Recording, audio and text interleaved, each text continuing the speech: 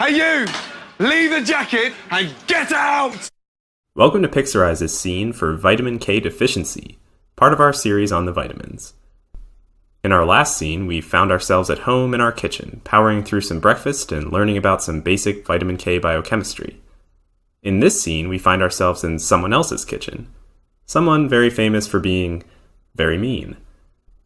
This is the set of his TV cooking competition show, where contestants have to use a strange set of ingredients and all the skills they can muster up to impress a loud and angry man. This is probably some political metaphor or statement, but let's skip that and focus on the cooking instead. Alright, let's start in the center of the image where our cooking show's incensed host is taking his stupid fury out on an innocent box of Super K. I guess this was one of the ingredients provided in the cooking challenge. Recall from our last scene that Super K cereal is our symbol for vitamin K, so this guy stomping on it should remind us that this image is all about vitamin K deficiency. Poor Super K cereal box. All it wanted to do was grow up and become a part of a balanced breakfast. Now, let's turn our attention to the contestants on the right side of the image, starting with this confused and hapless man. Looks like he was told he had to make a gourmet bechamel sauce from just baby food, and in his rush to make that happen, he spilled his red baby food everywhere.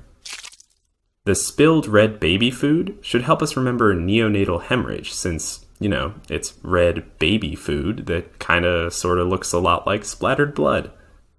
Yikes. Neonatal hemorrhage is a feared cause of death in babies born in areas with inadequate postnatal care.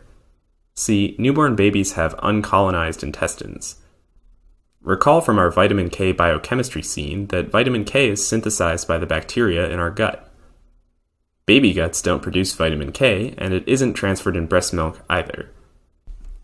Since vitamin K is required for the maturation of clotting factors, babies are at a risk for massive bleeds.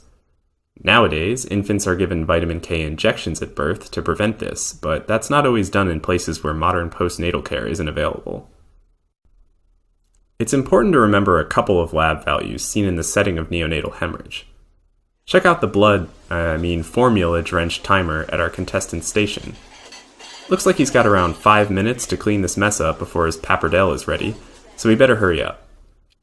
This blood-covered timer represents bleeding time, which is normal in neonatal hemorrhage, that is, between 2 and 9 minutes.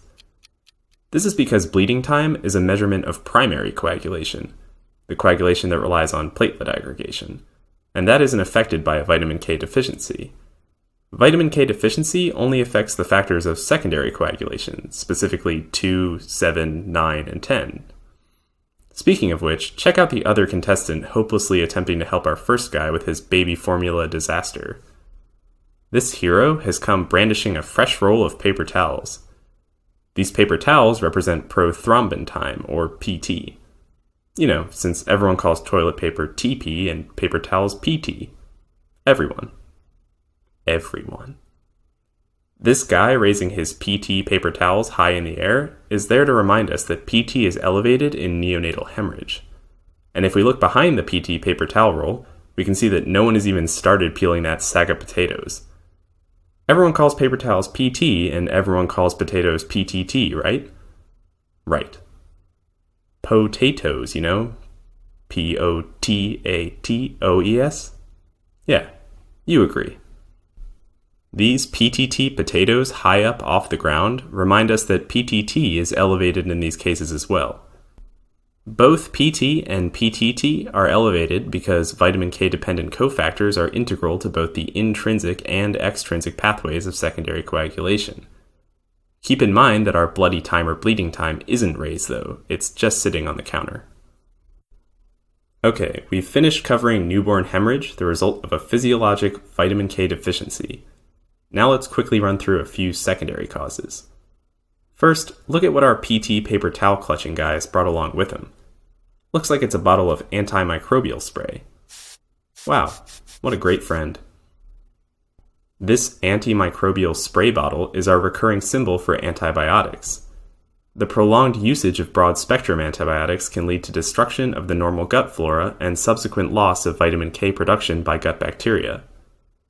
Next, let's pan over to our other contestant, a woman who looks pretty unhappy with the dish she's concocted. And I don't blame her. She's presented a dead crow next to a cannoli. Yeah. Don't think she's taking home the grand prize tonight. The Crohn's crow is our recurring symbol for Crohn's disease.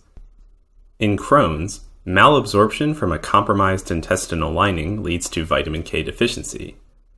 And that cannoli pipe next to the Crohn's crow is being filled with some pretty putrid-looking green icing. The piping of this green, mucus-colored icing into a cannoli pipe is meant to symbolize the thick pancreatic duct-clogging secretions seen in cystic fibrosis.